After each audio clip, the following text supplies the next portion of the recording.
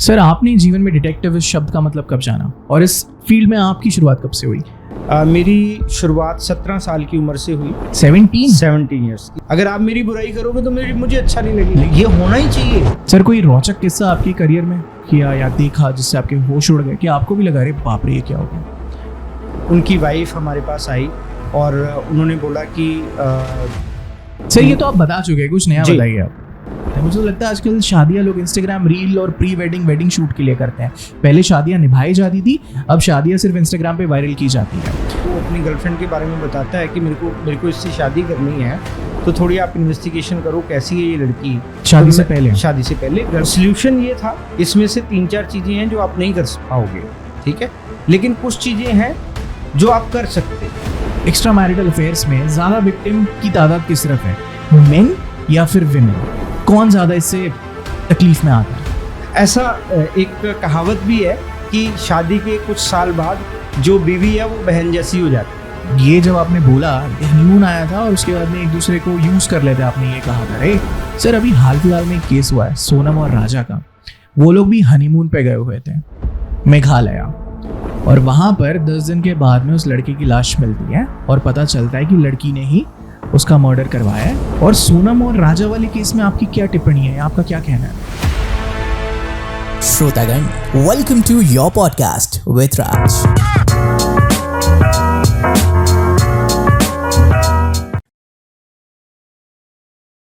Hello, hi, नमस्कार, आदाब, welcome to your podcast with Raj. आज मैं बहुत खुश हूँ, कुछ इस कारण से क्योंकि कुछ हफ्तों पहले मुझे एक कॉल आया। कॉल से पहले मुझे एक ईमेल आया। मैं अपने इनबॉक्स में गया और मैंने जब इनबॉक्स खोला तो वहां पर मुझे एक बहुत ही बेहतरीन बखूब नाम दिखा जो अक्सर हम नहीं पढ़ा करते हैं, डिटेक्टिव गुरु। और जब मैंने उस इनबॉक्स को खोला और मेरी बात हुई, मुझे समझ आई, तो मुझे ये पता चला कि अब आने वाले कुछ हफ्तों में मेरी कुछ एक ऐसे शख्स से बात होने वाली है जो एक डिटेक्टिव है, जासूस। बचपन से ब्योमकेश बख्शी, शर्लॉक होम्स, इनका तो मैं फैन रह ही चुका हूं। तो जब मेरी फोन पे इनसे बात हुई तो मुझे लगा बहुत सारे किस्से कहानियां सुनने मुझे मिलेगी, लेकिन जब फोन की तरफ दूसरी मैंने आवाज सुनी तो बड़ी प्यार से, बड़ी आराम से, इत्मीनान से, और एक जैसे बड़े पिता होते हैं हमारे, वो हमें कैसे समझाते हैं उस तरीके से उन्होंने मुझे समझाया और बातचीत की, और बस ऐसा लगा जैसे मैं एक नॉर्मल इंसान से बात कर रहा हूँ। तब मुझे दो पहलू समझ में आए। एक ऐसे इंसान जो आम आदमियों की तरह हमारे बीच में ही रहते हैं, लेकिन जब उनका काम मोड, वर्क मोड एक्टिव होता है, एक्शन में आता है, तब वो जासूस बनते हैं।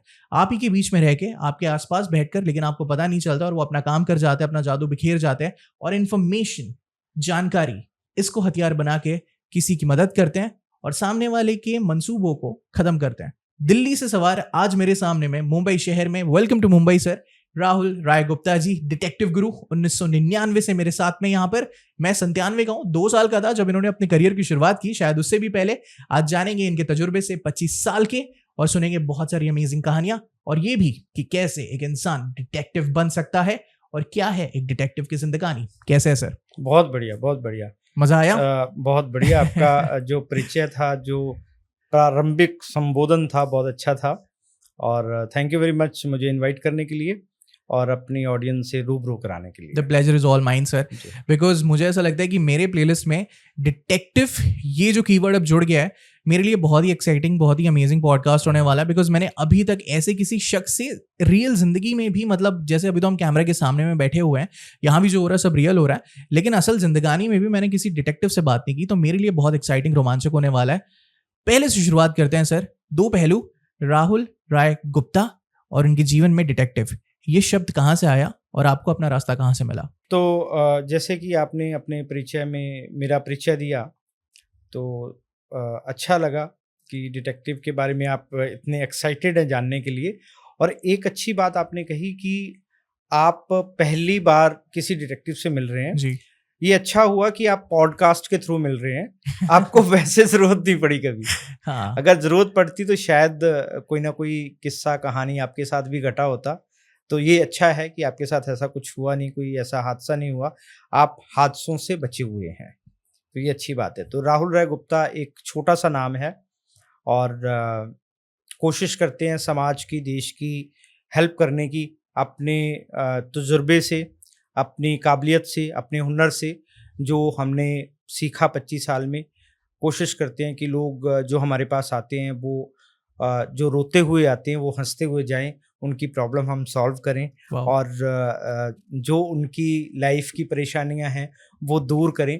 कई बार हम केस इन्वेस्टिगेट करते हैं, कई बार इन्वेस्टिगेशन की ज़रूरत नहीं होती, तो हम उनको सलाह देते हैं, एडवाइस करते हैं और उनको सही रास्ते पे चलने के लिए प्रेरित करते हैं। ठीक है सर, 2 चीज़ें आपने कही यहाँ पर कि आपको कभी ज़रूरत नहीं पड़ी। ये कौन सी ज़रूरतें होती है जो इस इंसान के ज़िंदगी में दस्तक देती है और उसे जाकर एक डिटेक्टिव का दरवाज़ा खटखटाना पड़ता है?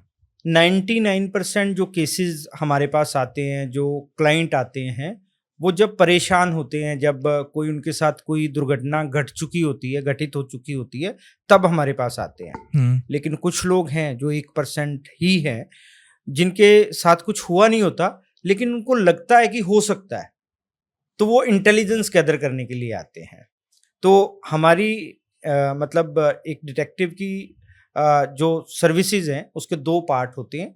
एक घटना से पहले कुछ पता करना, एक घटना के बाद उस घटना के बारे में पता करना। ओके। तो जो घटना से पहले पता करते हैं उसको हम इंटेलिजेंस बोलते हैं, जो घटना के बाद हम करते हैं उसको इन्वेस्टिगेशन बोलते हैं। तो ये दोनों चीजें जो है हम करते हैं। तो इसका अगर आप एग्जांपल लेंगे, IB और RAW है, जैसे रॉ है, तो रॉ जो वर्ड है थोड़ा सा अच्छा नहीं लगता बोलना, ठीक है, वो रॉ आ जाता है, तो रिसर्च एंड एनालिसिस विंग। हाँ, रिसर्च एंड एनालिसिस विंग बोलते हैं। और IB इंटेलिजेंस ब्यूरो, ये इंटेलिजेंस का पार्ट प्ले करते हैं, ये इंटेलिजेंस गैदर करते हैं इंडिया के लिए, इंडिया के दुश्मन क्या कर रहे हैं, इंडिया के खिलाफ क्या हो रहा है, तो वो पता करते हैं। RAW जो है वो इंडिया से बाहर रह के काम करता है, और जो IB है वो इंडिया के अंदर या बॉर्डर पे काम करती है। जो CBI है वो इन्वेस्टिगेशन करती है। जब तक कोई घटना नहीं घटित होगी तो CBI का काम शुरू नहीं होता। CBI का काम तब शुरू होता है जब कोई घटना घट चुकी होती है, उसको इंक्वायरी करनी होती है, उसके ऊपर प्रोब करनी है, इन्वेस्टिगेशन करनी है। तो ये 2 फर्क है, एक इंटेलिजेंस के और इन्वेस्टिगेशन के। बट जो प्राइवेट डिटेक्टिव है ये दोनों रोल प्ले करते हैं। वो इंटेलिजेंस भी गैदर करते हैं और वो इन्वेस्टिगेशन भी करते हैं। तो हमारे पास दोनों टाइप के केसेस आते हैं। ज़्यादातर जो परेशान लोग हैं वो आते हैं, लेकिन बहुत कम लोग हैं जो बहुत सजग हैं, जो सतर्क हैं, जो नहीं चाहते कि उनके साथ कुछ घटना घटे। आप इसको ऐसे ले लो कि एक बंदा स्वस्थ है, स्वस्थ रहना चाहता है, लेकिन वो सजग भी है, सतर्क भी है, तो वो पहले अपना बॉडी चेकअप टाइम पे करा लेता है, साल में एक बार कम से कम कराता है, ताकि अगर कुछ डिफेक्शन उसकी बॉडी में है तो वो समय रहते कंसर्न डॉक्टर के साथ बातचीत कर सके, उसकी एडवाइस दे सके और उसको फॉलो कर सके और उस प्रॉब्लम को क्योर कर सके। या सही बात है। मतलब कि जैसे कहते हैं prevention is better than cure. Yes. Sir, आपने जीवन में डिटेक्टिव इस शब्द का मतलब कब जाना, और इस फील्ड में आपकी शुरुआत कब से हुई? मेरी शुरुआत 17 साल की उम्र से हुई। 17 ईयर्स की उम्र में।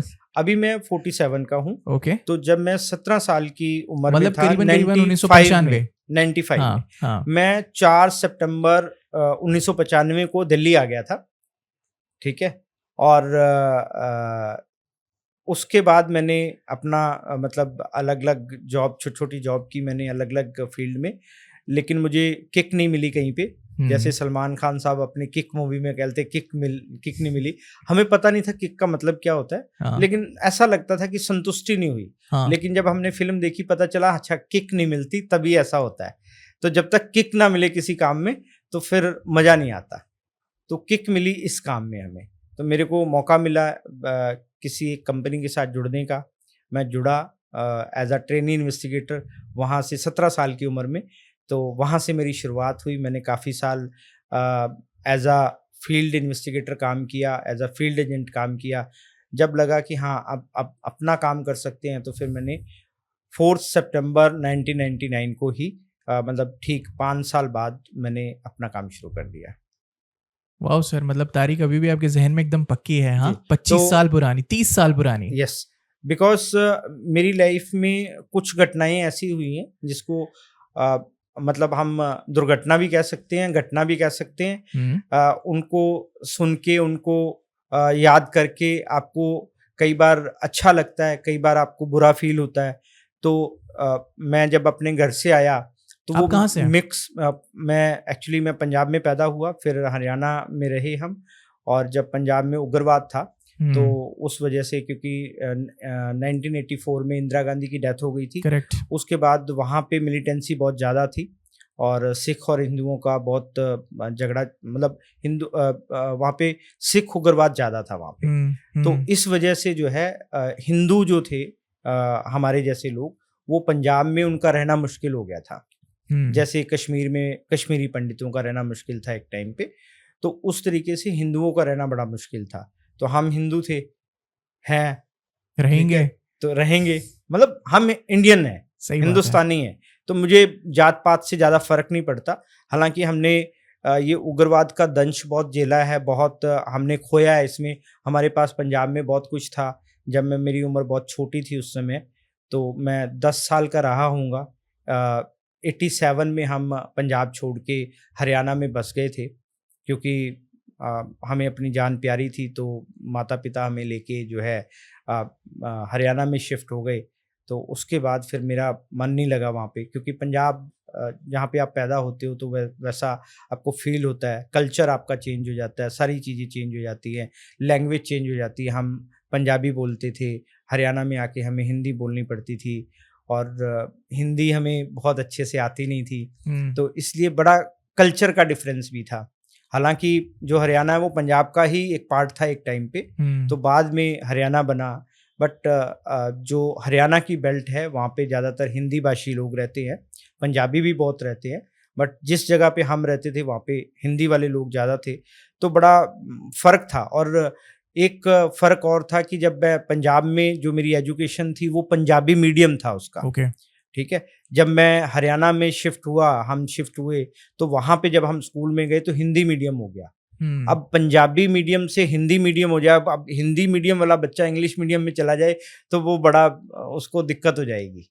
और तो ये 10 साल का बच्चा सब अनुभव कर रहा था, ये अनुभव कर रहा था, और देख के आया था एक तरीके से मिलिटेंसी। हाँ बिल्कुल, अपना घर बार छोड़ करके और सारी चीज़ें छोड़ करके, तो वो चीज़ थी।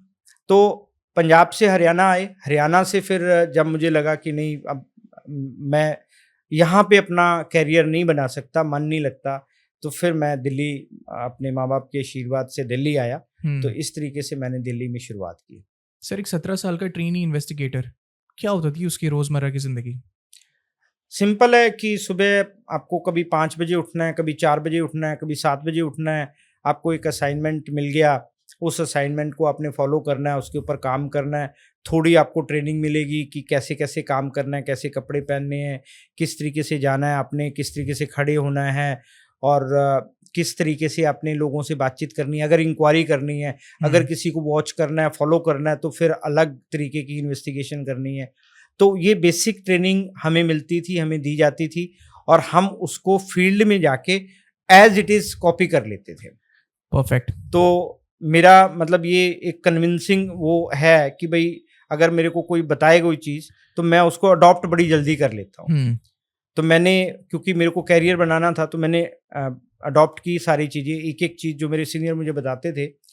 और आज की डेट में मैं अपने ट्रेनी इन्वेस्टिगेटर्स को वो बताता हूँ, लेकिन सम टाइम वो उतना फॉलो नहीं कर पाते जितना हम फॉलो करते थे।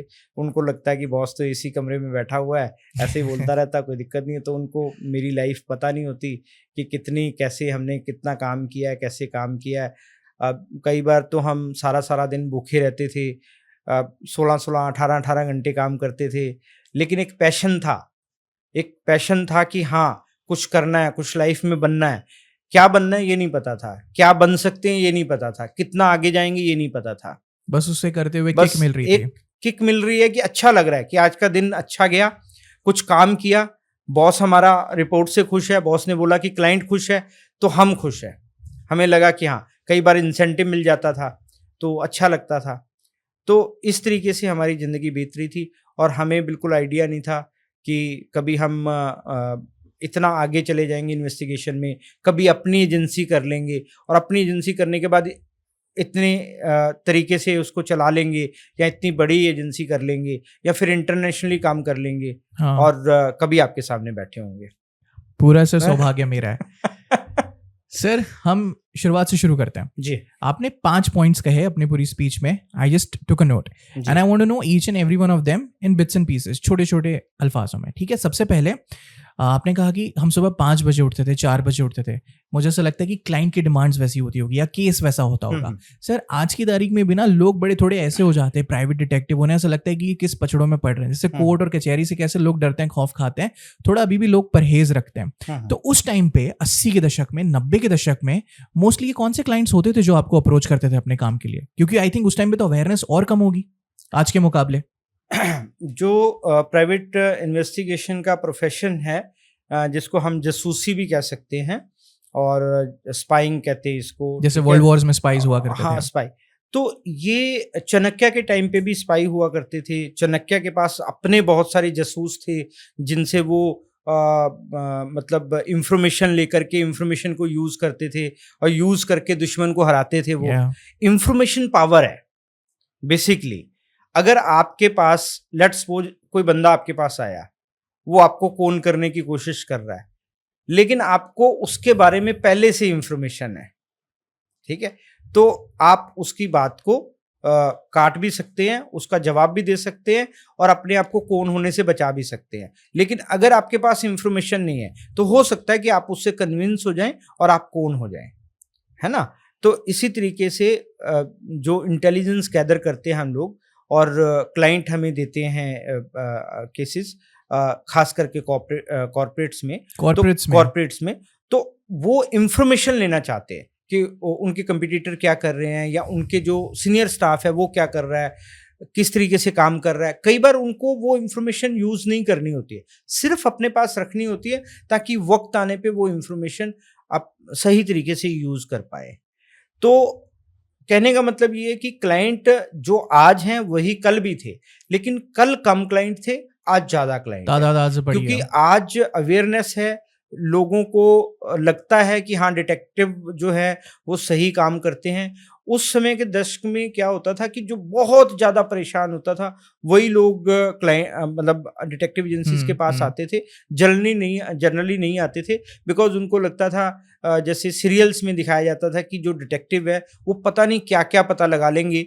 मतलब आपने कौन सी कंपनी की टी शर्ट पहनी हुई है वो पता लगा लेंगे, दूर से पता लगा लेंगे कि आपने चश्मा पहना है तो कहाँ से बनवाया आपने, बाल अगर कटवाते हो तो कौन से नाई से कटवाते हो आप। तो हाँ। ये जो सीरीज में दिखाया जाता था, जबकि डिटेक्टिव को कुछ लेना नहीं है कि आप कहाँ से बाल कटाते हो, जब तक कि उसके पास केस नहीं आया। जब तक केस नहीं आया वो आपके बारे में क्यों पता करेगा, उसको क्या जरूरत है, वो क्यों काम करेगा आपके ऊपर, वो अपने है ना? ऑब्जेक्टिव पे वो फोकस्ड है। अपने ऑब्जेक्टिव पे फोकस करेगा, है ना। तो ये चीजें होती थी।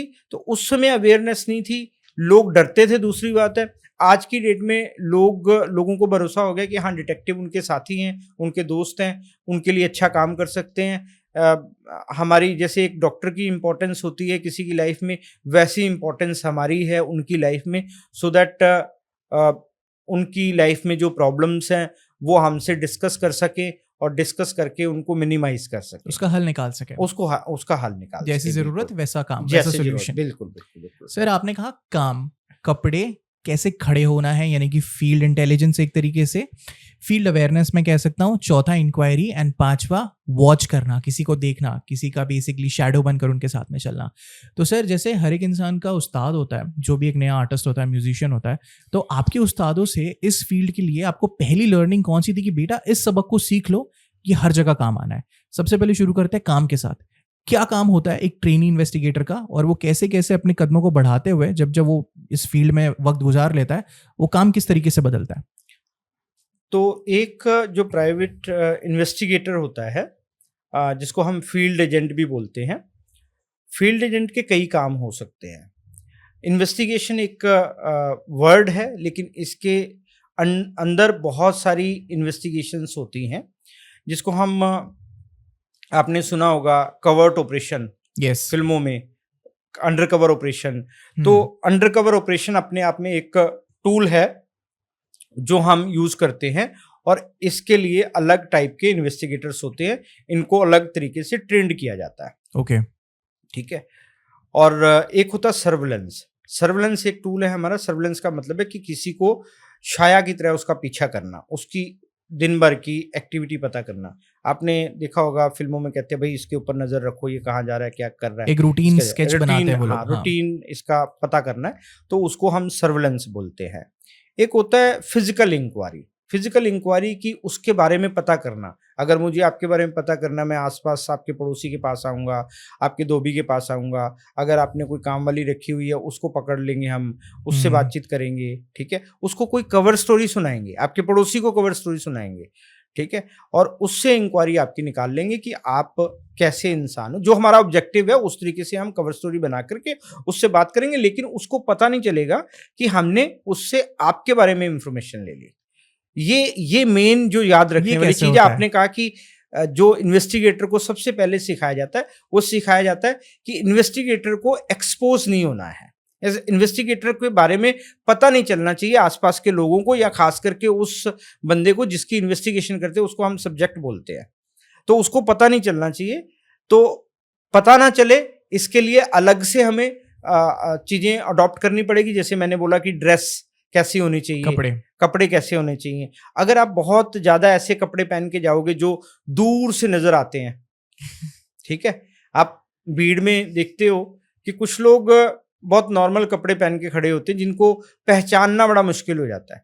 कुछ लोग ऐसे होते हैं कि उनके कलर कॉम्बिनेशन, उनका पैटर्न जो टी शर्ट का या शर्ट का होगा वो ऐसा होगा, या उनका कोई लुक उन्होंने ऐसा बनाया होगा कि आप दूर से पहचान लोगे।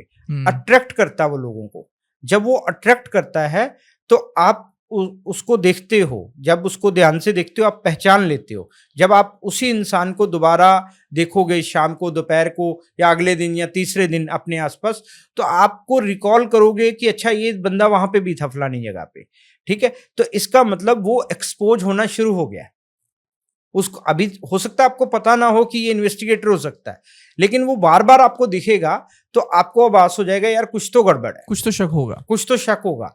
तो फिर आप अपने आप की जो मतलब आप जो भी कर रहे हो उसको हो सकता है आप थोड़ा रोक लो या मिनिमाइज कर लो, या आप अपने किसी दोस्त के साथ बात करो, या कोई पुलिस वाला आपका दोस्त है उससे बात करो, तो पुलिस वाला फट से बता देगा अरे भाई वो तो कोई डिटेक्टिव हो सकता है, या कोई ऐसा बंदा हो सकता है जो आपको फॉलो कर रहा है या आपको नुकसान पहुंचाना चाहता है, थोड़ा बच के रहना। तो जब अगर आपको ये हिंट मिल गया कि वो प्राइवेट डिटेक्टिव हो सकता है, फील्ड एजेंट हो सकता है, या वो कोई इन्वेस्टिगेटर हो सकता है, या पुलिस का आदमी हो सकता है, तो फिर आप जाहिर सी बात है कि वो हरकतें या वो चीजें नहीं करोगे जो आपने करनी है। तो सबसे पहला सबक ये है कि एक जो फील्ड एजेंट है उसने अपने आप को हाइड करके रखना है, छुपा के रखना है। सामने वाले को पता नहीं चलना चाहिए कि हम उसकी इंक्वायरी या उसका पीछा कर रहे हैं या अंडरकवर ऑपरेशन कर रहे हैं। वाओ, मतलब बेसिकली ऐसे कपड़े पहनो कि आप भीड़ के हिस्सा बन जाओ। भीड़, और आपको नॉर्मल दिखना है। नॉर्मल दिखोगे तभी आप ज्यादा से ज्यादा उस जगह पे, उस केस पे, उस सब्जेक्ट के पीछे टिके रहोगे, नहीं तो आप जल्दी एक्सपोज हो जाओगे, तो उस केस के लिए समझ लो आप खत्म हो गए। जरा मूवीज में देखते हैं ना, ओवरकोट्स, ब्लैक चश्मे, ऊपर में हैट, हाथ में एक डायरी, इस तरीके का एक कैरिकेचर बना दिया, कैरेक्टर बना दिया डिटेक्टिव्स का, जो हम देखते हैं वो फिल्म वालों की मजबूरी है। उसका मैं एग्जांपल देता हूँ कि कई सीरियल्स में आपने देखा, वेब सीरीज में देखा, फिल्मों में देखा कि एक बंदे को जहर दिया जाता है, उसकी चाय में मिला के, या उसके पानी में मिला के, या उसकी शराब में इवन मिला के। तो वो जब ऐसे दिखाते हैं तो उस डिब्बी पे जो शीशी होती है उस पे जहर लिखा होता है, पॉइजन लिखा होता है, ठीक है। तो मैं जब बहुत छोटा था, जब हमने ये शुरुआत की और ये चीज़ें देखते थे हम फिल्मों में, तो हमें लगता था कि क्या कोई ऐसा पॉइजन आता है जो बाजार में हम जाएं और बोले कि पॉइजन दे दो, जहर दे दो, तो हमें मिलेगा क्या? ये कहाँ मिलता है ऐसा, ठीक है। तो लेटर ऑन पता चला कि भाई ये इसलिए वो दिखाते हैं बिकॉज पब्लिक को, जो दर्शक देख रहे हैं, जो ऑडियंस सिनेमा में या टीवी पे देख रही है वो शो, उसको पता चले कि हाँ जहर मिलाया है इसने। हालांकि आज की डेट में थोड़ा मतलब इसको कम कर दिया, ऐसा नहीं दिखाते हैं, थोड़ा सा रियलिस्टिक दिखाते हैं चीज़ों को, कि दिखाते हैं, मतलब एक वो कुछ डालते हैं तो इससे आइडिया लग जाता है कि हाँ ये कोई जहर या कोई ऐसी चीज डाल रहा है। तो जबकि जहर बाजार में मिलता नहीं है ऐसे लिखा हुआ कि ये लिखा हुआ भी नहीं, वैसे भी नहीं मिलता। आपको जहर कौन सा मिलेगा? रैटकिल मिल जाएगा ज्यादा से ज्यादा। हाँ, उससे चूहा मारने वाली दवाई मिलेगी, लेकिन उससे हम नहीं मरेंगे ना, चूहा मरेगा, क्योंकि चूहा बहुत छोटा है।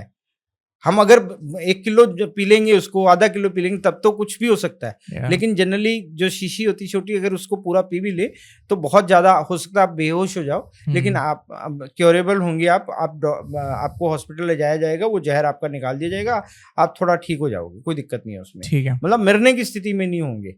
तो इसी तरीके से आजकल जैसे रेप केस चल रहे हैं, कुछ भी चल रहा है, लड़की आके इल्जाम लगा देती है जी मेरे को कोल्ड ड्रिंक में मिला के कुछ पिला दिया। अब वो कुछ जो है वो कहाँ मिलता, मुझे नहीं आज तक समझ आया। ना पुलिस वाले इसका जवाब दे पाए, ना कोई कोर्ट दे पाती है इसका जवाब, ना वो लड़की दे पाती है, ना जो पकड़ा जाता है वो बता पाता है। मतलब जितने भी रेप केस के अपराधी पकड़े गए ऐसे, वो कभी नहीं बता पाए कि हमने जो ये कुछ था ये क्या था और कहाँ से खरीदा, जिससे कि सामने वाला बेहोश हो गया। या या मतलब कोई जेब में लेके घूमता है कि हाँ अब कोई लड़की फंसेगी, मैं उसको फंसाऊंगा और उसको मैं कोल्ड ड्रिंक ऑफर करूंगा, वो पिएगी और मैं उसको मिला दूंगा ये, और वो पी के बेहोश हो जाएगी, फिर मैं रेप कर दूंगा उसका। तो इससे मतलब आपका इतना प्लान के साथ होता है क्या हाँ, सारा सही कुछ, बात है। है ना? तो मुझे लगता है कि ये जो चीजें हैं ये भी समाज को पता चलनी चाहिए, और पुलिस को पता चलनी चाहिए। पुलिस को इसके ऊपर संज्ञान लेना चाहिए। कोर्ट को ये सोचना चाहिए कि अगर लड़की ने ये अपनी रिपोर्ट में लिखा है कि कुछ मिला दिया, मैं बेहोश हो गई, तो ये भी जांच का विषय होना चाहिए कि वो क्या मिलाया गया। तो आपको ऐसा और लगता है कि कुछ ऐसे जो क्लाइंट्स होते हैं या फिर उनके साथ में इस तरीके से गलत होता है, या फिर कुछ लड़कियां जो है जिनके साथ में ऐसा हुआ या वो क्लेम कर रही है, सॉरी वो झूठ बोल रही होती है? पुलिस वालों के साथ हमारा वास्ता पड़ता रहता है, तो जितना मैं पुलिस के साथ इंटरेक्शन होता है, बातचीत होती है, हम बैठते हैं, डिस्कस करते चीज़ों को, तो मेरे को उनके साथ बातचीत करके उनकी फीडबैक के हिसाब से भी और अपनी स्टडी के हिसाब से भी, रिसर्च के हिसाब से भी जो समझ आता है, 90-95% जो रेप केस इंडिया के अंदर रजिस्टर्ड होते हैं वो झूठे होते हैं। झूठे होते हैं? झूठे होते हैं। 2-4-5% ही सच्चे होते हैं। और इसलिए जब 4-5 वो परसेंटेज लड़कियां जाती हैं, तो जो पुलिस वाले हैं, जो समाज है, जो वकील है, जो जज है, उनको भी उसी नज़र से देखते कि ये भी झूठी लड़की होगी। तो उसी उनके तरीके साथ भी से गलत फिर हो जाता है? उनके साथ इनजस्टिस हो जाता है, उनको हम्म। जस्टिस नहीं मिल पाता, क्योंकि इतने सारे केस आ जाते हैं कि पुलिस भी परेशान हो जाती है। उनकी अपनी लिमिटेशन है, उनके पास इतनी वर्कफोर्स नहीं होती है, और पब्लिक ज़्यादा है, पुलिस कम है, ठीक है, उतने एक्यूप नहीं है वो, वर्किंग आवर्स बहुत लंबे लंबे हैं उनके, ठीक है, फिर उनको कहीं ना कहीं ऐसी ड्यूटी पे लगा दिया जाता है जो नॉन प्रोडक्टिव काम होते हैं वो कराए जाते हैं उनसे। तो ये बड़ा सिस्टम पुलिस का जो है ख़राब है। मुझे लगता है कि इंडिया में पुलिस का रिफॉर्म होना बहुत ज़रूरी है। पुलिस के लिए भी लोगों को, मतलब सरकार को सोचना चाहिए। उनकी सैलरीज बहुत कम होती है, मतलब कम इन द सेंस कि जितनी होनी चाहिए कि वो बेईमानी ना कर पाए।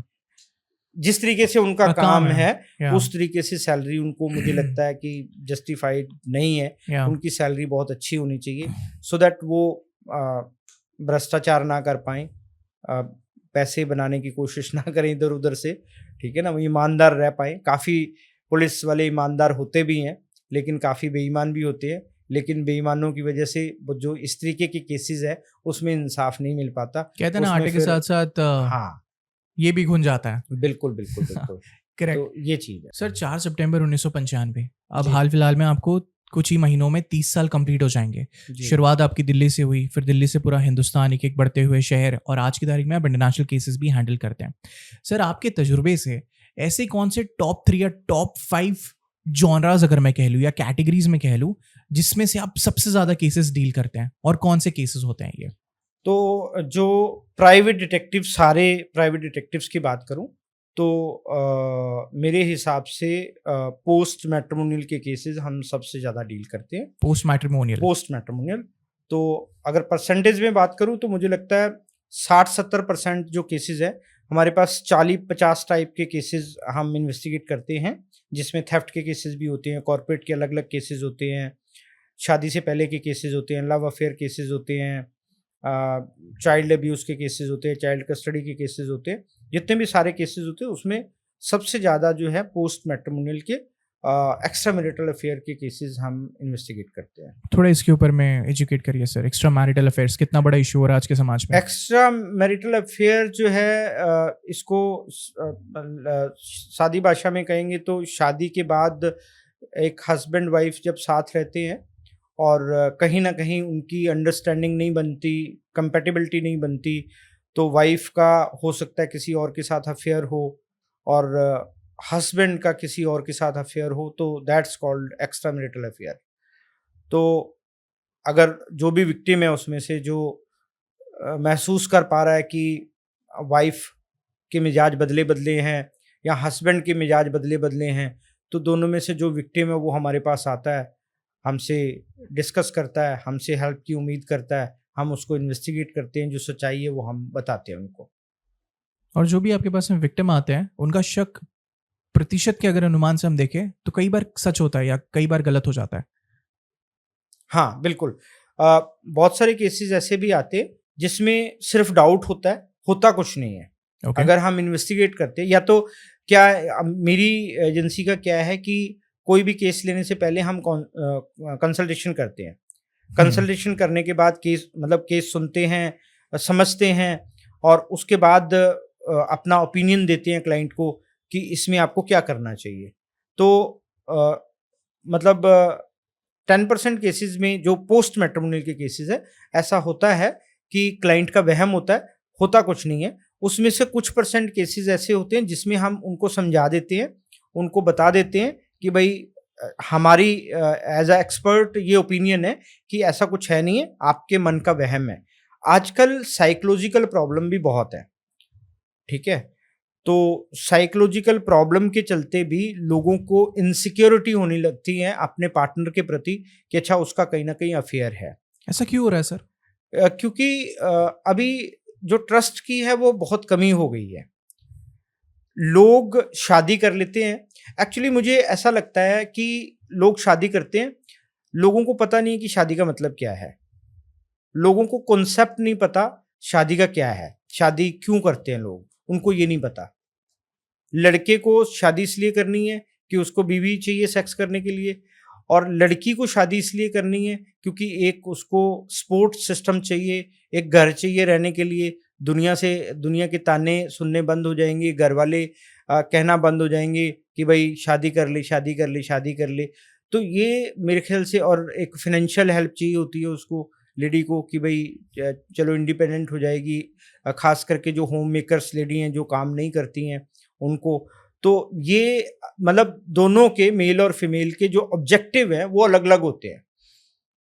और ये लार्जर डोमेन में यही होते हैं ऑब्जेक्टिव आपके हिसाब से, कि बहुत मैच्योर शादियां भी होती हैं, कुछ लोग होते हैं जो मैच्योरली से डील करते हैं?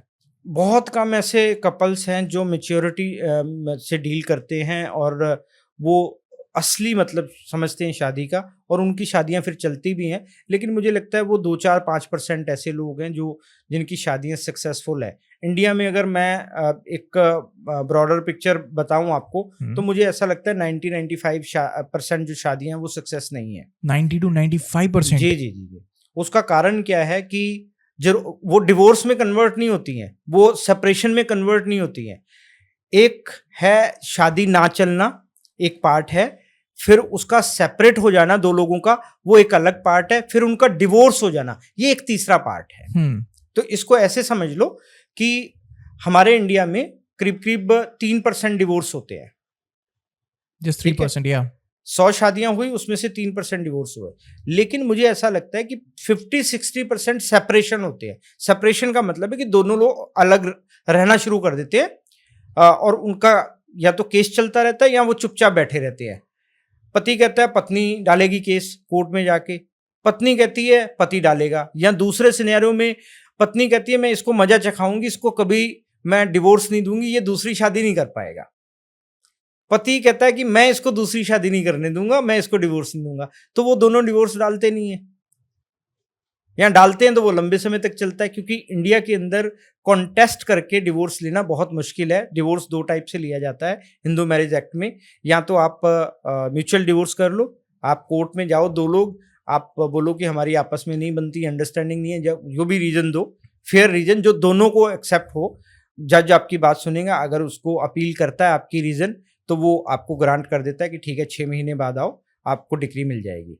तो 6 महीने बाद जाते हैं तो दूसरा मोशन होता है, दूसरा मोशन जो कि फाइनल मोशन होता है, तो आपको डिवोर्स मिल जाता है। लेकिन कॉन्टेस्ट करके लड़के जो डिवोर्स है वो बहुत मुश्किल मिलता है इंडिया में। तो या सर, तो हाँ बोलिए, सॉरी टू कट यू। या तो एक्स पार्टी होता है उसमें, या तो फिर आपको डिवोर्स मिलता ही नहीं है वो लंबे समय तक। मेरे पास ऐसे ऐसे केसेस आते हैं जो 30-30 साल से डिवोर्स के लिए लोग वेट कर रहे हैं, लेकिन उनका डिवोर्स हुआ नहीं है। अभी भी डेट ही पड़ रही है, कभी 6 महीने की, कभी साल की, कभी 2 महीने की, ऐसे डेट पड़ती रहती है उनकी। तो आपको कुछ लगता होता है सर नहीं कि है। ये ईगो क्लैश भी एक तरीके से एक दूसरे को, पता नहीं, वो मजा चखाना या एक दूसरे को तड़पते हुए देखने में लोगों को मजा हाँ, आता है? वो सबसे ज्यादा है।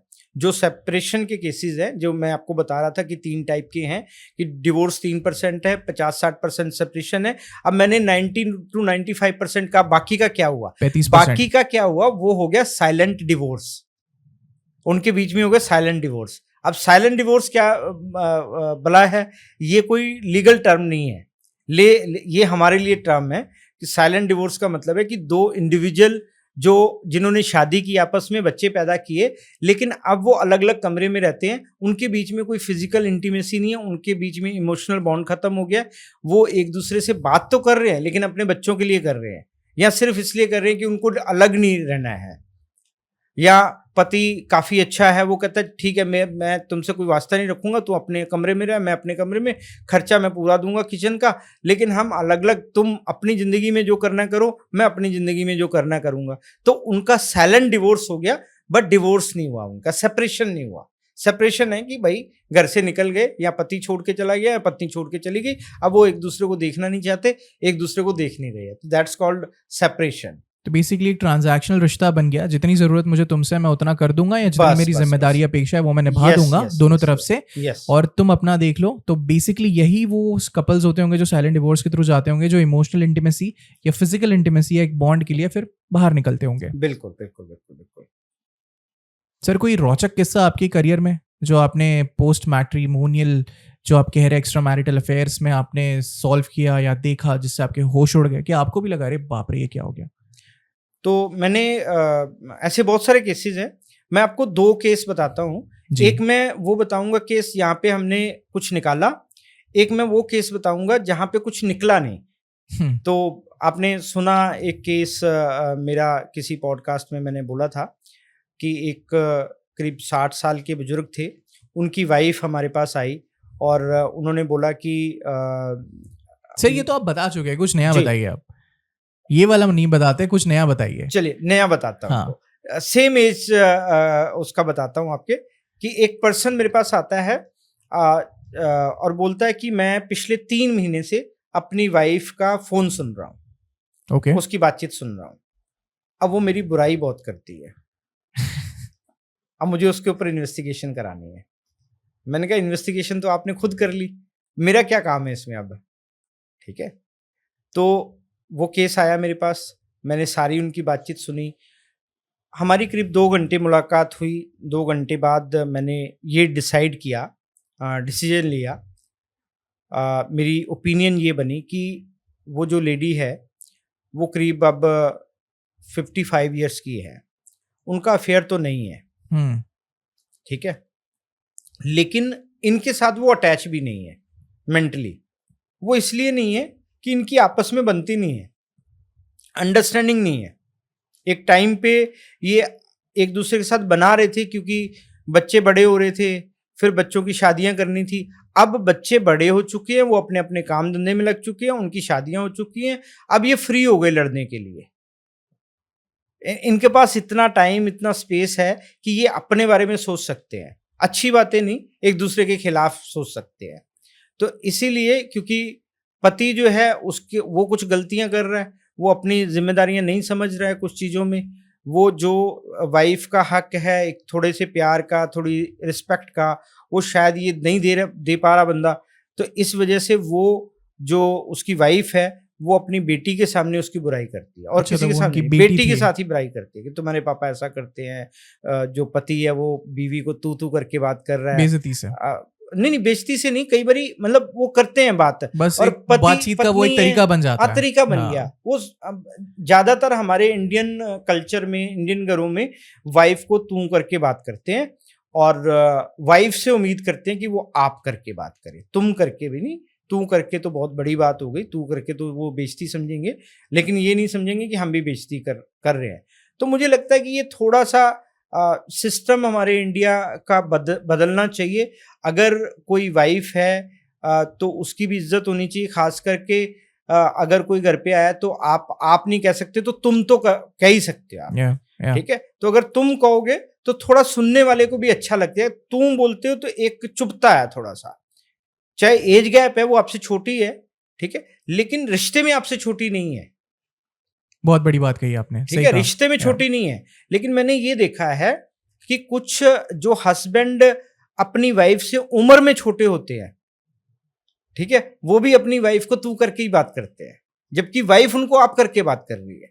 तो ये एक कल्चर सा बन गया हमारे यहाँ पे कि वाइफ जो है हस्बैंड को आप करके बात करेगी, लेकिन हस्बैंड जो है वो तू करके बात करेगा। तो मुझे लगता है कि ये सोसाइटी को सोचना चाहिए कि भाई ये चीजें नहीं होनी चाहिए।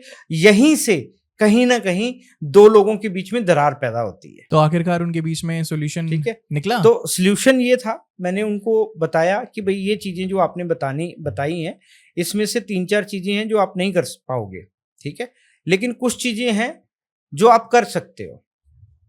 ठीक है ना, जैसे उनकी वाइफ ने मतलब अपनी बेटी को कहा कि मैंने इनको कई बार कहा कि अपने खाने पीने का ध्यान रखो, इनके बाल झड़ते जा रहे हैं, अब ये गंजे हो गए हैं।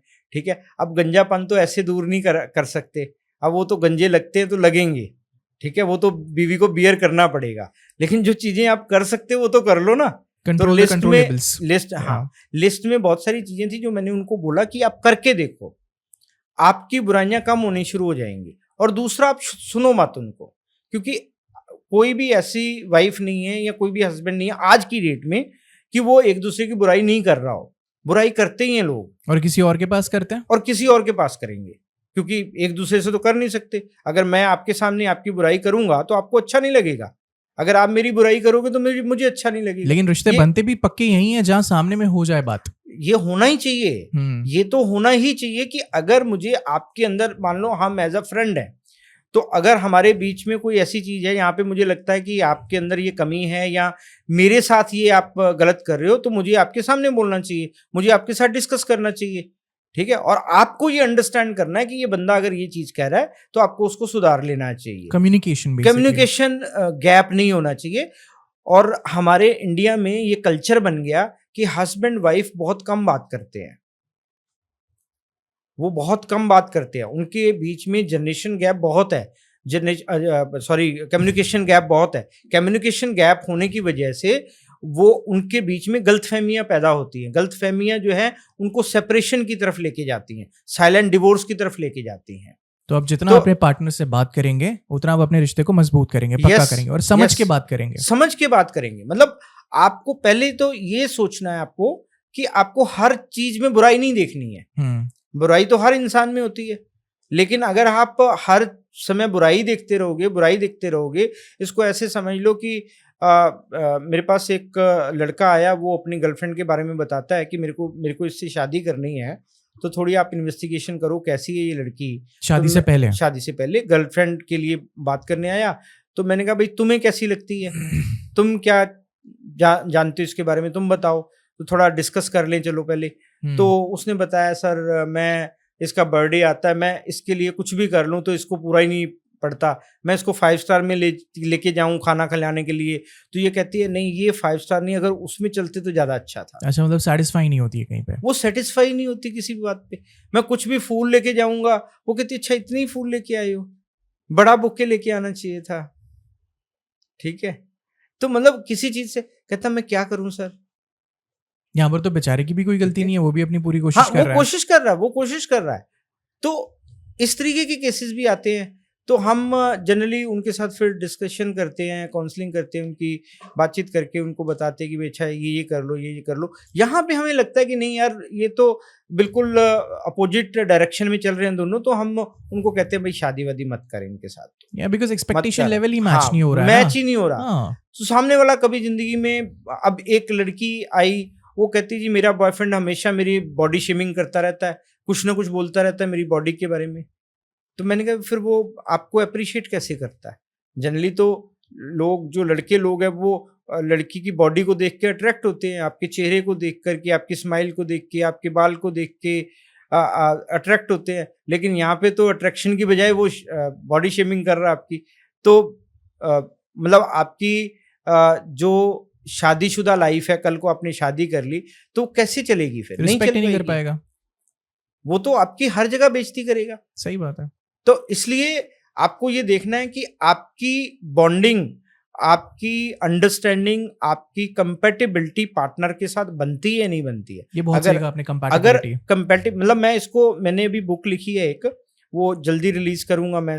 इस साल मेरा है प्लान बुक रिलीज करने का। वो मैंने अपने एक्सपीरियंस के तौर पे लिखी है कि शादी करने से पहले आपको क्या क्या करना चाहिए। ठीक है ना। उसका नाम मैंने लिखा है think before marriage, think before marriage, ऐसा कुछ नाम मैंने अभी things to do before marriage. हाँ, इस तरीके का Yeah. नाम रखा मैंने उसका। तो अभी फाइनल नहीं किया, हिंदी और इंग्लिश दोनों में मैं लिख रहा हूँ उसको।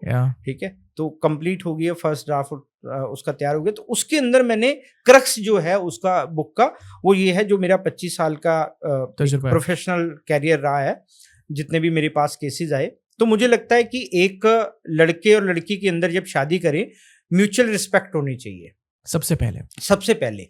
अगर म्यूचुअल रिस्पेक्ट नहीं है तो जो तुम वाला और आप वाला है वो म्यूचुअल रिस्पेक्ट में ही आता है। कि आप अपनी पार्टनर की रिस्पेक्ट नहीं करते, इसलिए हर जगह पे उसको तू करके बात करते हो। तो मुझे लगता है कि ये बंद होना चाहिए, इस तरीके से नहीं होना चाहिए। और दूसरा है आपकी अंडरस्टैंडिंग बहुत अच्छी होनी चाहिए। आपके गुण मिलते हैं नहीं मिलते उससे कोई फर्क नहीं पड़ता। आपको मीठा पसंद है, सामने वाले को नमकीन पसंद है, आपको हॉरर मूवी पसंद है, सामने वाले को सस्पेंस मूवी पसंद है, कॉमेडी मूवी पसंद है, आपको नॉर्थ इंडियन खाना पसंद है, दूसरे को साउथ इंडियन खाना पसंद है। जितना भी कुछ आपकी मतलब मैचिंग है, नहीं मिलती, कोई फर्क नहीं पड़ता, उससे कुछ नहीं फर्क पड़ता। लेकिन अगर अंडरस्टैंडिंग है तो सब चीजें ये जो है मिनिमाइज हो जाएंगी, खत्म हो जाएंगी, संभल जाएंगी। इसको आप टैकल कर सकते हो, इसको एडजस्ट कर सकते हो चीजों को। और तीसरी चीज है आपके बीच में कंपैटिबिलिटी होना। कंपैटिबिलिटी 3 टाइप की होती है। एक इमोशनल कंपैटिबिलिटी होती है, एक सोशल कंपैटिबिलिटी होती है, और एक फिजिकल कंपैटिबिलिटी होती है। फाइनेंशियल कंपैटिबिलिटी ना, फाइनेंशियल कंपैटिबिलिटी इतना मैटर इसलिए नहीं करती है कि बहुत सारी लड़कियां जो है वो काम नहीं करती हैं, उनको काम नहीं करना होता है, हाउसवाइफ बनके या होम मेकर बनके रहना होता है। तो फाइनेंशियल कंपैटिबिलिटी उतनी मैटर नहीं करती है। और बहुत केसेस में आप देखोगे कि लड़का अमीर है, लड़की गरीब है, लेकिन अगर 3 चीज़ें जो मैंने बताया, कंपैटिबिलिटी, अंडरस्टैंडिंग और म्यूचुअल रिस्पेक्ट है, तो उनका रिश्ता अच्छा चल सकता है। अगर ये 3 चीज़ें नहीं है तो कहीं ना कहीं दरार अब शुरू हो जाती है आनी। और कई बार आपने देखा होगा कि अमीर लड़की है, लड़का गरीब है, तो भी चल सकता है, उसमें कोई दिक्कत वाली बात नहीं है। लेकिन अगर तीनों चीज़ों में से कोई भी चीज़ मिस है तो फिर प्रॉब्लम होनी शुरू हो जाती है। कुछ लोग हैं रिश्ते को संभाल लेते हैं, थोड़ा सा देर से उनको पता चलता है कि हमारा रिश्ता तो पहले से टूट गया है। कुछ लोग जो है वो जल्दी अनाउंस कर देते हैं कि भाई अब रिश्ते में कुछ नहीं रहा, अब साथ में नहीं रहते, सेपरेशन कर लेते हैं, डिवोर्स कर लेते हैं या साइलेंट डिवोर्स कर लेते हैं, लाइक दैट। वाह सर, 2 तो मैं एक्सपेक्ट कर रहा था, तीसरा बाउंसर आ गया अचानक से, सोशल कंपैटिबिलिटी। जी, कहीं हद तक मैं समझ भी गया। अब बस मुझे इसे एक शॉर्ट में समझना है कि फिजिकल कंपैटिबिलिटी कितना मायने रखता है। जिसे अगर मैं एकदम ही रॉ लैंग्वेज में मैं कह दूं तो सेक्स, जो 2 पार्टनर्स एक दूसरे के साथ में when they express love to each other in a physical form, when they make love, procreation जिसे हम कहते हैं, ये कितना मायने रखता है। और इसमें एक्स्ट्रा मैरिटल अफेयर्स में ज्यादा विक्टिम की तादाद किस तरफ है, मेन या फिर विमेन? कौन ज्यादा इससे तकलीफ में आता है? तो आपने 3 बातें कह दी, सोशल कंपैटिबिलिटी, फिजिकल कंपैटिबिलिटी और विक्टिम कौन है कौन नहीं है। Yeah. तो हम पहले सोशल कंपैटिबिलिटी की बात करते हैं। इसका मतलब क्या है? सोशल कंपैटिबिलिटी ये है कि लेट्स सपोज आप कल शादी करते हो, आपकी एक बहुत खूबसूरत, निहायत ही खूबसूरत लड़की से शादी हो जाती है। आपकी जुबान पे सरस्वती सर। हाँ, लेकिन उसमें आपको प्रॉब्लम्स भी बहुत आएंगी, क्योंकि बहुत सारे लोग उसको देखेंगे और वो भी खुश होगी कि लोग मेरे को देख रहे हैं। तो हो सकता है आपको जेलसी फील हो, ठीक है, जेलसी होनी भी चाहिए, अच्छी बात है। लेकिन ऐसा तो जो एक इनसिक्योर इंसान होगा उसको फील होगी। नहीं, ऐसा नहीं है। जो बहुत स्ट्रांग इंसान है, जिसकी मतलब अच्छी बॉन्डिंग है, सब चीज़ें हैं, तो जेलसी तो किसी को भी, जेलसी तो एक मतलब हेल्थी चीज़ है। रिलेशनशिप में थोड़ी जेलसी तो होनी चाहिए, लेकिन वो लिमिट क्रॉस ना करे। जब वो लिमिट क्रॉस करते, जेलसी इतनी होनी चाहिए, अरे यार क्यों देख रहे हैं, मतलब इतना होना चाहिए। लेकिन अगर आप बीवी को बोलोगे नहीं भाई ये साड़ी पहन के मत जा, दूसरी साड़ी पहन ले क्योंकि तेरे को लोग देखेंगे, तो वो जेलसी खराब करेगी आपको, वो कहीं ना कहीं टॉक्सिक हो जाती है। Yes yes. तो अब आप लेट्स सपोज आप नॉर्मल दिखने वाले इंसान हो, लेट्स सपोज दिखते तो आप स्मार्ट हो, ठीक है, लेट्स सपोज आप एक नॉर्मल दिखने वाले इंसान हो, आपकी बीवी बहुत खूबसूरत है, आप किसी पार्टी में गए, अपने कुलीग की किसी शादी में गए, हाँ। ठीक है, तो लोगों ने, किसी ने कह दिया देखो हूर के साथ लंगूर घूम रहा है, तो आपको बड़ा बुरा लगेगा, ठीक है? बिल्कुल। तो हो सकता है अगली बार आप बीवी को घर छोड़ के जाओ, आप अकेले निकल जाओ शादी में, अगर आपकी तरफ की कोई शादी या पार्टी है तो उसको ना लेके जाओ, क्योंकि आपको इंफीरियरिटी कॉम्प्लेक्स आ गया, ठीक है। तो वो कॉम्प्लेक्स आपके अंदर होना नहीं चाहिए, लेकिन लोगों में होता है, और ये दोनों ठीक तरफ है? भी हो सकता ये है। दोनों तरफ हो सकता है। तो अगर वाइफ जो है वो नॉर्मल दिखने वाली है, हस्बैंड बहुत हैंडसम है, तो उसकी सहेलियां कहती है अरे यार तुमने कैसे पटा लिया इसको, कैसे इससे शादी तूने कर ली, तूने ऐसा क्या जादू चलाया, तू तो बड़ी नॉर्मल लुक से दिखती है, तो तेरे को कैसे पसंद कर लिया। तो अब ये बात उसको चुभेगी, चुभनी भी चाहिए, ठीक है, उसको बुरा लगेगा। तो अगली बार हो सकता है वो अपनी किसी सहेली की शादी में जाए, अपने पति को साथ ना लेके जाए, ठीक है। और इसी तरीके से उल्टा भी हो सकता है कि आप बहुत हैंडसम हो, आपकी बीवी एवरेज लुक है, तो आपके दोस्त कहते हैं अरे यार किससे शादी की है, तेरी बीवी तो अच्छी नहीं लगती है। सर एक ऐसा केस कंपेयर करते हैं जहाँ दोनों ही हैंडसम है, दोनों ही खूबसूरत है, तब ऐसे केस में भी सोशल कंपैटिबिलिटी हाँ, इसमें भी बिगड़ सकती है। इसमें फिर अंडरस्टैंडिंग काम करती है, वहां पे सोशल कंपैटिबिलिटी काम नहीं करेगी। सोशल कंपैटिबिलिटी तो हो गई ना उनकी, कि दोनों खूबसूरत हैं, दोनों। सोशल कंपैटिबिलिटी सिर्फ लुक से होगी, मतलब लुक नहीं, कौन कैसा बात करता है, पब्लिक रेस्टोरेंट्स में जाते वक्त उनके क्या एटिकेट्स वो है, कितना वोकल है बंदा, हाँ। कितना मतलब हंसमुख है दूसरों से। आपने कई बार देखा होगा कि कुछ लोग होते हैं बड़े शांत स्वभाव के होते हैं, वो किसी पार्टी में जाते हैं, बस बैठ के खाना पीना खा के शगुन दे के चले आते हैं। कुछ लोग सबसे मिलते हैं, बातचीत करते हैं, लेकिन इसको ऐसे ले लो कि एक हस्बैंड है वो शांत स्वभाव का है, लेकिन उसकी वाइफ जो है वो थोड़ी मॉडर्न ख्यालात की है, वो मिक्स होने वाली है, वो लोगों से बातचीत भी करती है, ड्रेस भी वैसी पहनती है, स्मार्ट भी है, मतलब ब्यूटीफुल भी है। तो वो सारी चीजें जो है वो सोशल कंपैटिबिलिटी का हिस्सा है। तो हम सिर्फ खूबसूरती से या कपड़ों से नहीं कह सकते, बातचीत हमारी कैसी है, हम किस तरीके से लोगों के साथ बातचीत करते हैं, अपनों के साथ बातचीत कैसे करते हैं, दूसरों के साथ बातचीत कैसे करते हैं, वो भी मायने रखता है। हमारा बर्ताव, हमारा व्यवहार। हाँ, कुल मिला के अगर दोनों के बीच में सुपीरियोरिटी और इंफीरियोरिटी कॉम्प्लेक्स है, तो वो सोशल कंपैटिबिलिटी के दायरे में आ जाएगा और उनकी सोशल कंपैटिबिलिटी नहीं जमेगी। अब दूसरी बात है फिजिकल कंपैटिबिलिटी की। आप मुझे बताओ कि हम अपनी बहन से भी प्यार करते हैं, अपनी माँ से भी प्यार करते हैं, लेकिन हम उनके साथ सेक्स तो नहीं कर सकते ना। सेक्स हम अपनी बीवी के साथ करते हैं, गर्लफ्रेंड के साथ करते हैं। तो प्यार हमारा बीवी के साथ भी है, गर्लफ्रेंड के साथ भी है, बहन के साथ भी है, माँ के साथ भी है। तो दोनों में क्या फर्क है, वो है सेक्स। तो सेक्स अगर बीवी और गर्लफ्रेंड के साथ है तो वो हमारी बीवी और गर्लफ्रेंड है, अगर नहीं है तो वो बहन और माँ के समान हो जाएगी, उसमें फर्क क्या रह जाएगा।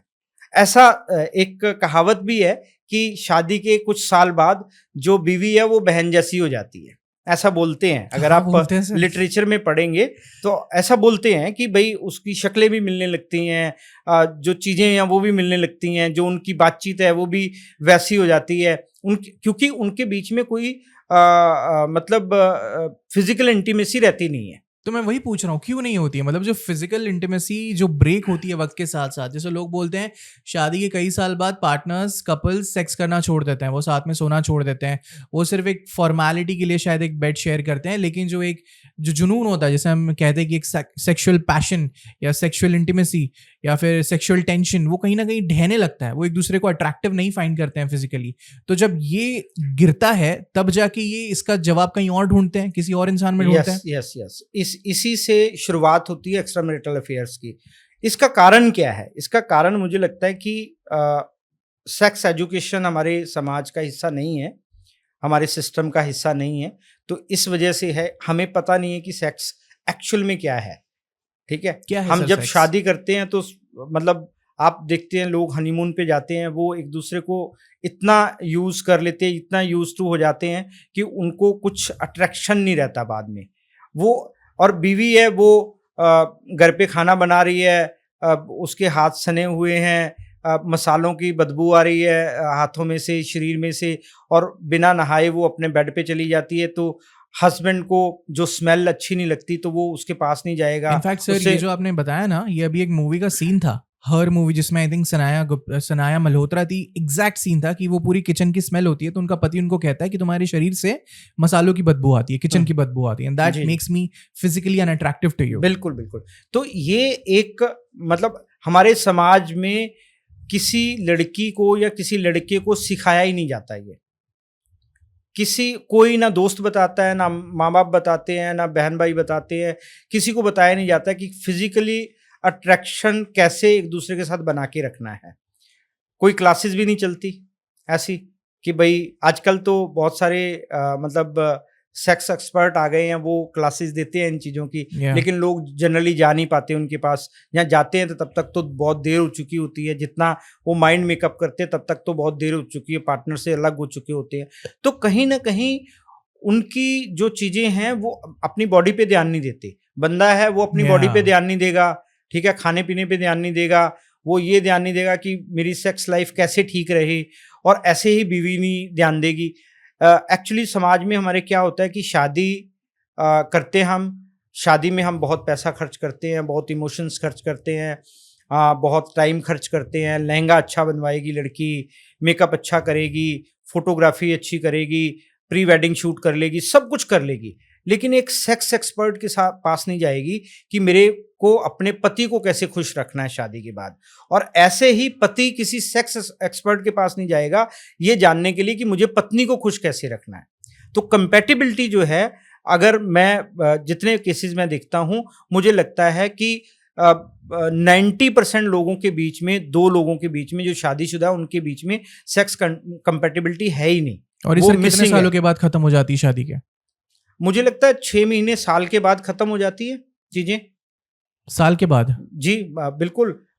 हनीमून पे आए, एक बच्चा प्लान किया, उसके बाद जो लेडी का शरीर है, जाहिर सी बात है बच्चे के बाद बदलेगा, तो वो पति को अट्रैक्ट ही नहीं कर पाती है। वो कुछ ऐसी कोशिश नहीं करती कि मैं क्या ऐसा करूं जिससे मेरा पति अट्रैक्ट हो, ना पति कोशिश करता है अपनी बीवी को अट्रैक्ट करने की। उनके बीच में जो एक बॉन्डिंग होनी चाहिए इस रिश्ते को बनाए रखने के लिए, वो बॉन्डिंग खत्म हो जाती है, वो खत्म कर देते हैं। उनको पता ही नहीं है कि क्या करना है क्या नहीं करना है। इधर उधर से नॉलेज लेते हैं दोस्तों से, और जो दोस्तों से नॉलेज लेते हैं उनको खुद नहीं पता होता है क्या करना है। वो अपनी लाइफ में भी ऐसा ही कर रहे होते हैं।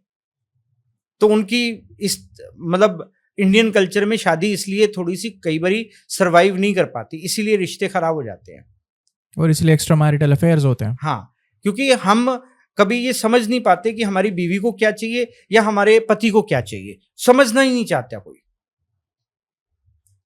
कुछ सालों बाद अगर पति बीवी के पास आने की कोशिश करेगा तो बीवी कहेगी तुम्हें तो बस यही चाहिए, तुम्हारी तो यही डिमांड है, तुम तो मतलब ठरकी हो, मतलब ऐसे ऐसे वर्ड यूज करेगी, कुछ ना कुछ ऐसे बोलेगी।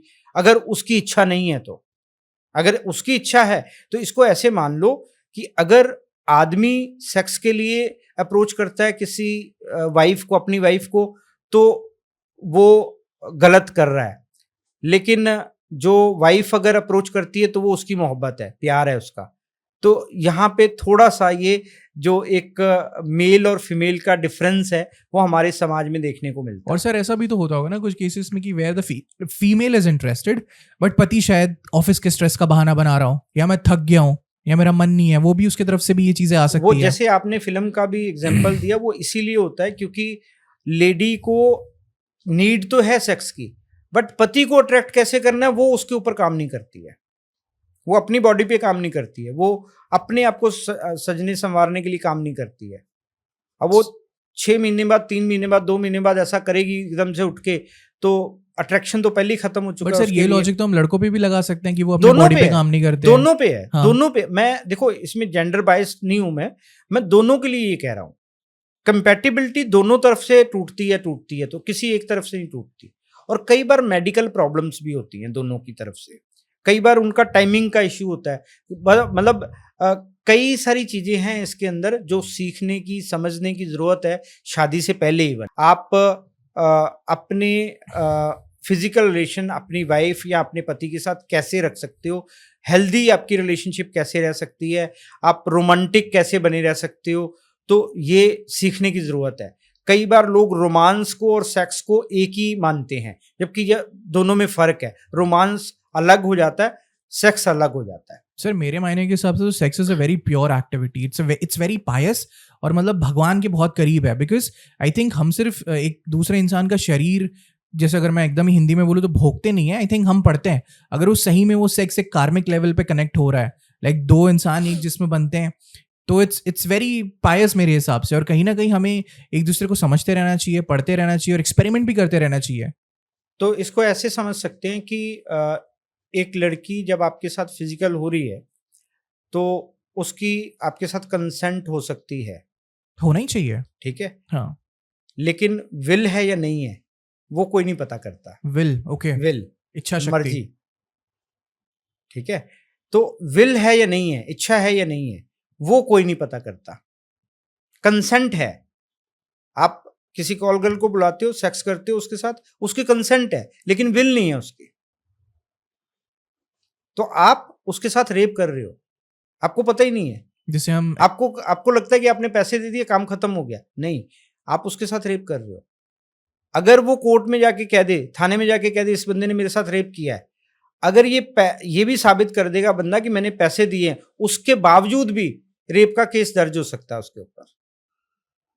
तो सर मैं इतना समझ रहा हूँ कि समाज के ढांचे में सही में कपल्स ऐसे स्ट्रगल से गुजर रहे हैं जहां पे वो एक दूसरे को फिजिकली अट्रैक्टिव 100% जो मैंने आपको बताया कि इतने परसेंट डिवोर्स है, इतने परसेंट सेपरेशन है और इतने परसेंट साइलेंट डिवोर्स है, वो इसी वजह से हो रहे हैं। बिकॉज एक दूसरे को वो अंडरस्टैंड नहीं करना चाहते, करते नहीं है, उनके बीच में कंपैटिबिलिटी का इशू है, उसके ऊपर बात नहीं करना चाहते। लेकिन अगर वो बात करें खुल के, कम्युनिकेशन गैप नहीं होगा, तो ये चीज़ों को वो कम कर सकते हैं, वो एक दूसरे के पास में आ सकते हैं, एक दूसरे की चीज़ों को समझ सकते हैं, एक दूसरे के साथ बॉन्ड बना सकते हैं। लेकिन लोग आसान रास्ता ढूंढते हैं, क्योंकि एक दूसरे को समझना बड़ा मुश्किल है, वक्त लगता है, एफर्ट लगता है, फीलिंग लगती है उसके अंदर, एफर्ट्स लगते हैं। लेकिन लोग आसान रास्ता एस्केप का ढूंढते हैं, भागने का सोचते हैं। लड़की भी भाग जाती है, लड़का भी भाग जाता है, और यहीं पर इमोशनल कंपैटिबिलिटी काम आती है। यहाँ पे इमोशनल, यस, जो घूम के पूरा चक्र हाँ आ गया। बिल्कुल। तो इसीलिए जो इमोशनल कंपैटिबिलिटी है, सोशल कंपैटिबिलिटी है, फिजिकल, एक दूसरे के साथ इंटरकनेक्टेड है ये। सही बात है, एक रिलेशनशिप का कोर्स दे दिया सर आपने तो। सर अब मुझे बताइए कि वैसे मैं ये समझूंगा कि ज्यादा इससे पीड़ित कौन है, मेन या विमेन, लेकिन हमारी बातचीत के दौरान 2 शब्द आए थे, हनीमून एंड ये जब आपने बोला हनीमून आया था और उसके बाद में एक दूसरे को यूज कर लेते हैं, आपने ये कहा था राइट, कि मतलब बेसिकली एक दूसरे से ऊब जाते हैं, है ना। सर अभी हाल फिलहाल में एक केस हुआ है सोनम और राजा का, वो लोग भी हनीमून पे गए हुए थे मेघालय, और वहां पर 10 दिन के बाद में उस लड़की की लाश मिलती है और पता चलता है कि लड़की ने ही उसका मर्डर करवाया है, अपेरेंटली उसके एक्स बॉयफ्रेंड के साथ, मतलब बॉयफ्रेंड के साथ मिलके और उसके कुछ दोस्तों के साथ में मिलके। सर शादी हो जाती है, बड़े बड़े सेलिब्रेशंस हो जाते हैं, रील बन जाते हैं। मुझे तो लगता है आजकल शादियां लोग इंस्टाग्राम रील और प्री वेडिंग वेडिंग शूट के लिए करते हैं। पहले शादियां निभाई जाती थी, अब शादियां सिर्फ इंस्टाग्राम पे वायरल की जाती है। और मेरे जहां से मैं आता हूँ वहां पर भी मैंने केस सुना कि एक दिन पहले शादी हुई, दूसरे दिन लड़की अपने घर पे जाके चली गई और कुछ महीनों के बाद उसने एलिमनी के लिए अप्रोच किया डिवोर्स के साथ साथ, और उसको वो अमाउंट मिल भी गया। ये क्यों हो रहा है सर? और सोनम और राजा वाले केस में आपकी क्या टिप्पणी है, आपका क्या कहना है?